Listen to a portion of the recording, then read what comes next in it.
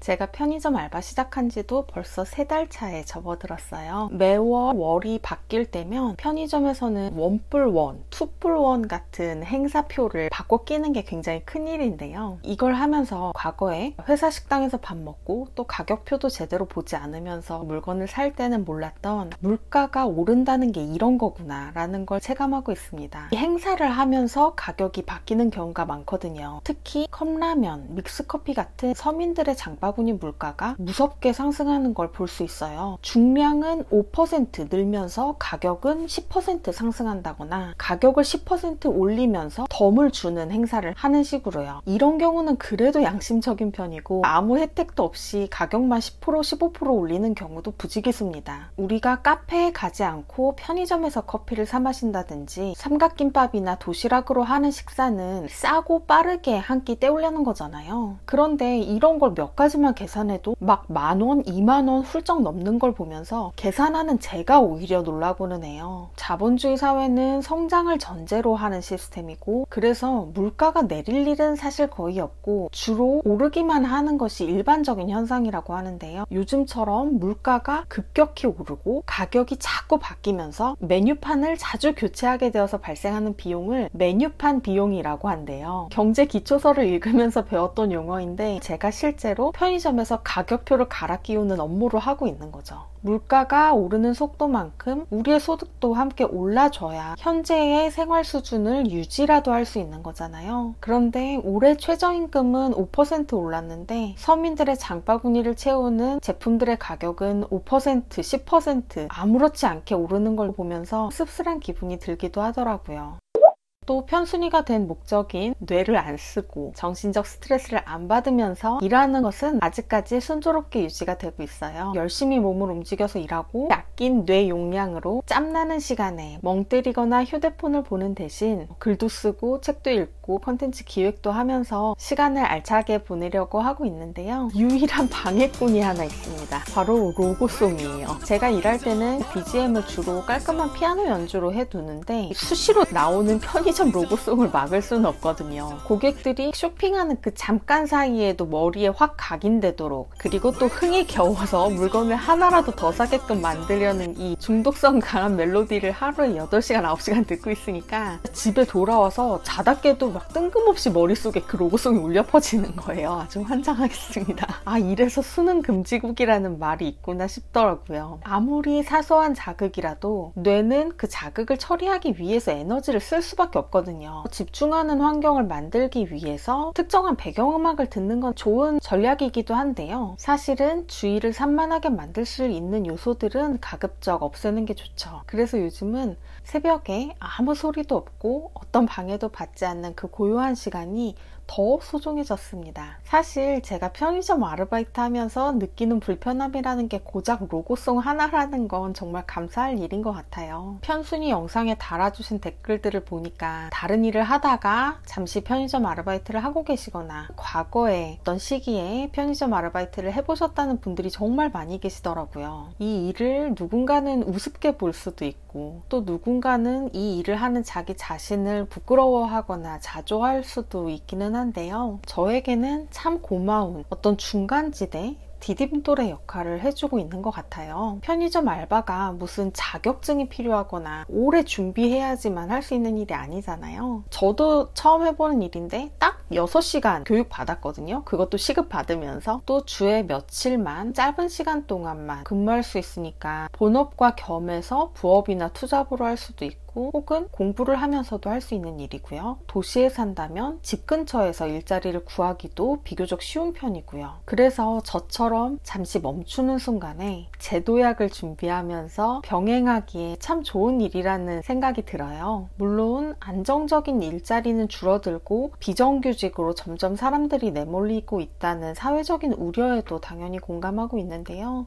솔직히 그 좋다는 대기업 다녀봤지만 높은 보수 이상의 업무 강도와 스트레스를 감당해야만 하는 부분이 있고, 또 10년, 20년 근속하신 부장님이나 임원분들도 하루아침에 갈려나가는 걸 주변에서 보면서 저는 안정적이라는 게 대체 어떤 의미가 있는 걸까 좀 회의적이게 됐거든요. 그래서 일자리가 필요한 순간 근무 시간도 장소도 내가 유연하게 좀 선택할 수 있고, 또 바로 일을 시작해서 소득이 발생하는 이런 일자리가 있다는 것에 감사하게 되는 것 같아요. 그래서 댓글을 읽으면서 많은 편순이, 편돌이들께서 정체를 감추고 본인의 더 큰 목표를 이루기 위해서 참 최선을 다하고 계시는구나 싶어서 동지에도 느껴졌습니다. 제스켓 홈메이드 머니. 또 저는 이 일이 무기력함이나 불안, 우울감을 떨치는 데도 도움이 되더라고요. 제가 그토록 열심히 공부하고 또 노력해서 실행한 일들이 실패로 돌아가고, 이런 시장 상황에서 내가 뭔가 문제를 해결하기 위해서 할 수 있는 일이 정말 별로 없다는 사실에서 오는 무력감, 좌절감 같은 게 저라고 왜 없었겠어요. 제가 일하는 매장이 편의점 치고는 굉장히 규모가 큰 편이거든요. 부지런히 움직이면서 상품 진열하고 공간도 정리하고 계산해드리고 하다 보면 뭐 투자 실패라든지 미래에 대한 불안 같은 걸 생각할 시간도 체력도 없는 거죠. 무엇보다 계산대에서 제가 사는 동네 이웃분들을 만나게 되는 거잖아요. 평소 같으면 사실 서로 말 한마디 나눠본 적 없을 사람들이 요즘에 동네 이웃이기도 한데, 그런데 그분들과 마주쳐서 가볍게 인사 나누고 말 한두 마디 나누는 그 짧은 순간들이 저한테는 굉장한 위안이 되더라고요. 제가 먼저 반갑게 싹싹한 목소리로 어서오세요 인사하고, 물건 위치를 못 찾으시면 직접 쫓아가서 함께 찾아드리기도 하고, 이렇게 참 힘도 안 들고 돈도 한 푼 안 드는 사소한 친절을 제가 드리면서 느껴지는 기쁨이 오롯이 다 제게 되는 거죠. 여전히 내가 할 수 있는 일들이 있고, 다른 사람에게 줄 수 있는 게 있고, 친절한 말 한마디, 아주 작은 행동으로 인해서 나도 상대방도 순수하게 기분 좋은 순간이 만들어진다는 게 저는 너무 신기하더라고요.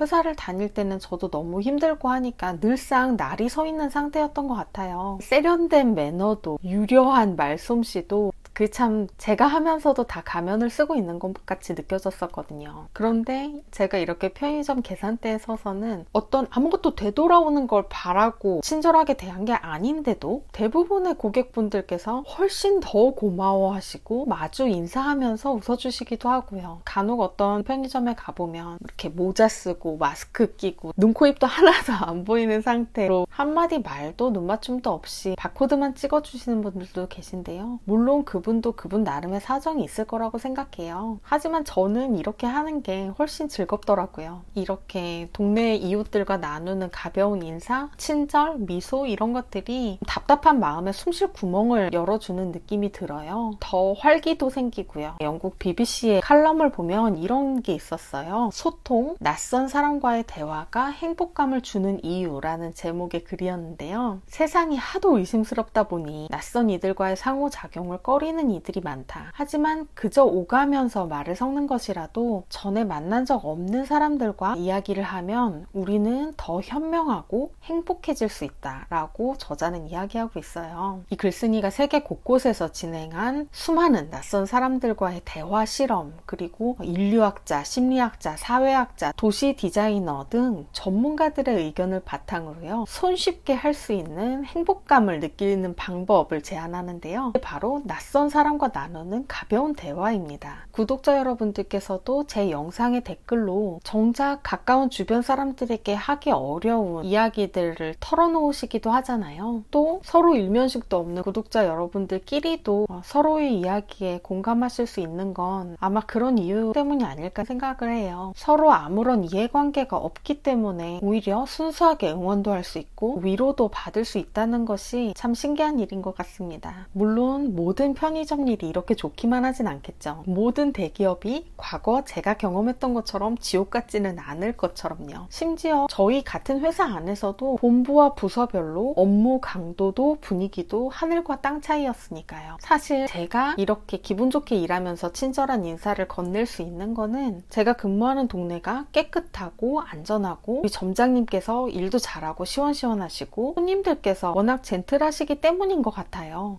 먼저 친절을 베풀어 베풀어야만 친절이 돌아오는 건 당연하지만 내가 아무리 친절하고 싶어도 이유 없이 난동을 부리는 손님이 있다든지 친절이고 뭐고 말이 들리지도 않는 취객들만 줄줄이 오는 시간대에 근무하신다든지 하면 도저히 그렇게 할래야 할 수가 없겠죠. 그런 걸 보면 참 주변 환경, 주변의 사람들이 나의 삶의 질에 정말 큰 영향을 미친다는 생각이 들어요. 왜 재테크나 부동산에 하나도 관심도 없는 사람들도 결혼하고 아이가 생기면 좋은 동네, 좋은 학군, 좋은 아파트 단지로 이사 가고 싶어 하잖아요. 우리 아이를 조금이라도 더 쾌적한 환경에서 키우고 싶기 때문이잖아요. 저는 사실 서울에 좀 외곽에 비선호하는 지역, 그러니까 주변에 뭐 유흥가도 있고 또 학군도 뭐 좋지도 않은 그런 곳에서 태어났는데요. 대학을 졸업함과 동시에 독립을 했기 때문에 서울에서만도 되게 여러 지역에서 살아봤어요. 강서구, 양천구, 은평구, 종로구, 강남구 할 것 없이 이사를 되게 많이 다녔는데 그 동네의 소득 수준과 주변 환경에 따라서 내가 누릴 수 있는 공공시설, 도서관, 공원 같은 이런 복지의 수준도 굉장히 차이가 나고요. 그리고 또 주변에 그냥 길을 걸으면서 스쳐 지나가는 사람들의 분위기도 굉장히 다르다는 것을 저는 경험을 많이 했거든요. 아마 평생 같은 동네에서만 살아오신 분들은 그게 차이가 난다는 게 좀 와닿지 않으실 수가 있어요. 그런데 저는 그 차이를 경험했다 보니까 설령 제가 집을 더 좁히더라도 조금 더 비용을 들이더라도 가급적이면 좋은, 그러니까 비싼 동네죠. 그런 곳에서 살고 싶은 마음이 있는 것 같아요. 제가 한 그 결정이 지금 살고 있는 동네 그리고 일하게 된 편의점 분위기에까지도 영향을 미치게 되었고 결과적으로 제가 어려운 시기를 겪으면서 뜻하지 않게 편의점 일을 하게 되었는데 멘탈을 잘 지켜가면서 즐겁게 일할 수 있는 결과를 낳지 않았나 이런 생각도 듭니다. 돈이 많다고 좋은 사람이 된다든지 물질적인 풍요가 행복을 가져다 준다고 보기는 어렵지만 적어도 삶의 주도권과 여유는 훨씬 많이 누리게 해주는 것 같아요. 그래서 비록 첫 시도는 실패에 봉착했지만 언젠가 반드시 돈을 충분히 벌어서 저와 제 가족들이 쾌적하고 좋은 환경에서 살게 해주고 싶다는 그런 다짐도 새삼 해봅니다. 제스캣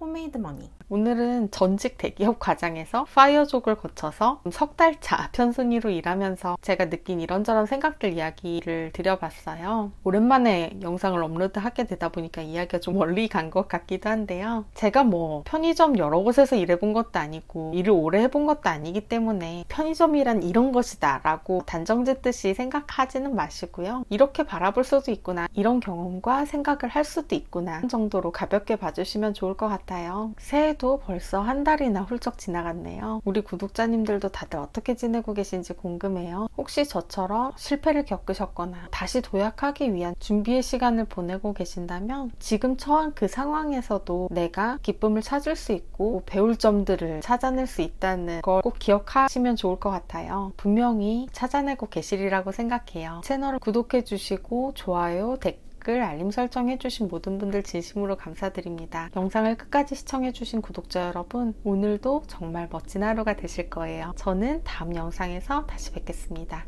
감사합니다.